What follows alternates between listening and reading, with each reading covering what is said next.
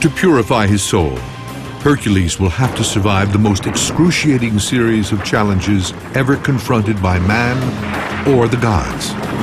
It is a journey that will take him across the Greek world and beyond, and leave a trail of real evidence that sheds new light on the truth behind the myth.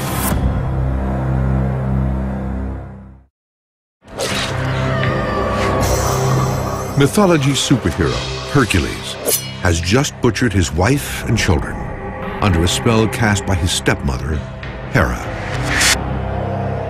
Now, the strongest man on Earth must atone for his crime. But he is lost, disoriented. For guidance, he seeks out ancient Greece's greatest prophetess. Hercules' crime is so great that only one, the most powerful religious authority of his time, could help him solve it, and that's the Oracle of Delphi. Delphi, its sacred temple, plays a key part in many Greek myths. But it's not just a mythical place.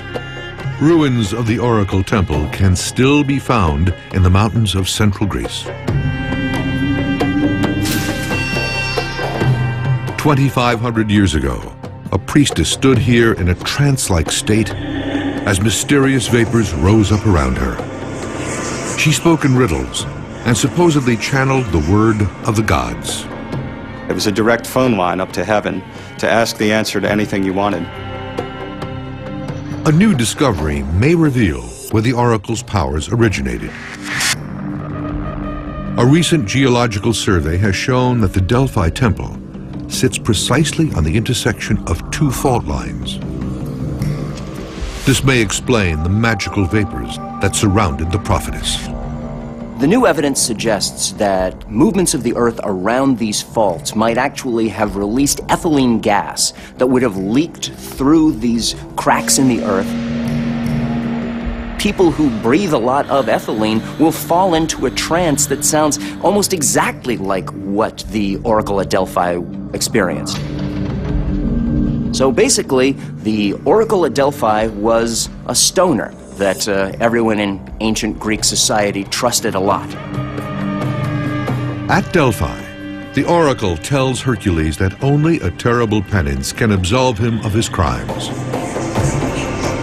To receive that penance, he must go to his cousin and arch-rival, King Eurystheus.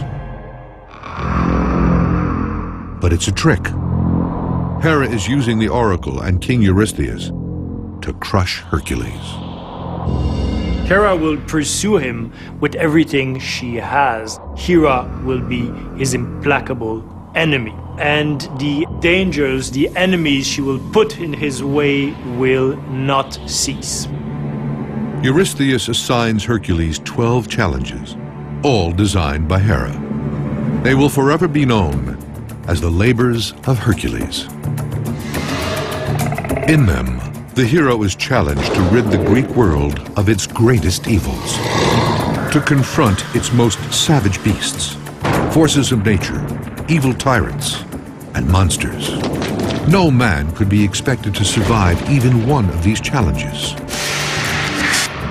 But Hercules must overcome 12. These labors serve a function.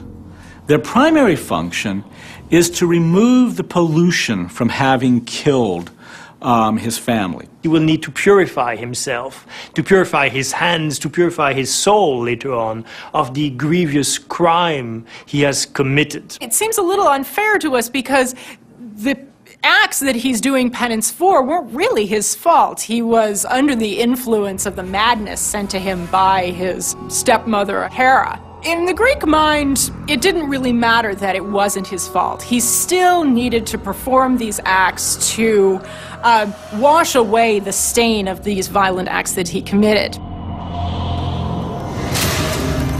The quest for redemption begins with the first labor, to kill a savage beast that symbolizes mankind's animal instincts, the lion of Nemea. The problem for Hercules is even though he's a magnificent archer, the lion's skin is impervious to his arrows.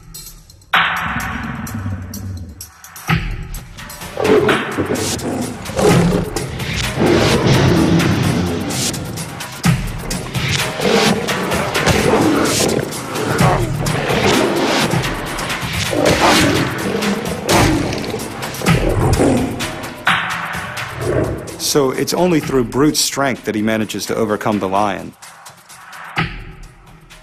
And when he does, he skins the lion, and he adopts it as his own armor that he begins wearing. So from then on, Hercules is always depicted wearing the lion skin, which protects him from harm.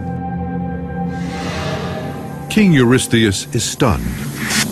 He thought Hercules' first labor would be his last. Now he lays out a series of even more monstrous challenges, sure to put an end to the hero. A theme becomes evident in these early labors. It's man versus nature. The ancient Greeks viewed nature as a scary place. They wanted to live in harmony with it. But nature was a bitch that if you didn't watch would kill you. And that was their view. They did not have a romantic view of nature. There are a few great heroes, Hercules is prominent among them, who can tame nature, who can actually bring it under control. And this is the mark of a truly great hero, to bring this unstoppable force to heed. The second labor challenges Hercules to kill another monstrous freak of nature. The dreaded nine-headed Hydra, a poison-spitting serpent that devours men in one bite. Hercules draws his sword and attacks. He slices through one of the Hydra's necks. Then another, decapitating the monster one head at a time. But as soon as each head is cut off, two more grow in its place. This represents the human lust for pleasure, which the Greeks believed to be unkillable. The more you attack it, the more you cut its heads off, the more heads you have to deal with. Hercules needs a new strategy. Against this enemy, his success hinges on more than muscle. Hercules grabs a torch and scorches the skin of the beast. He comes up with the idea of burning off the stumps to cauterize the neck so that a head can't grow back in there.